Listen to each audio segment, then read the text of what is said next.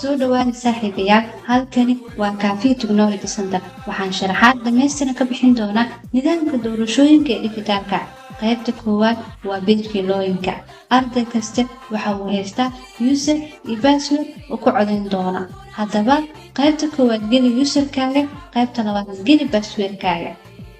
login leh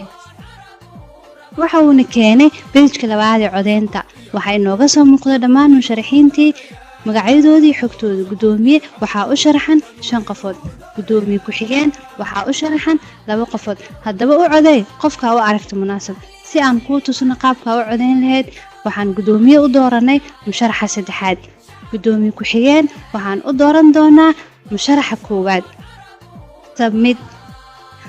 waxay noo soo baxday fariin cadeynaysa in gudoomiyaha aan u dooranay musharaxa saddexaad gudoomiye ku xigeen aan u dooranay musharaxa koowaad fariintani waxay cadeynaysaa inaad si sax u codeysay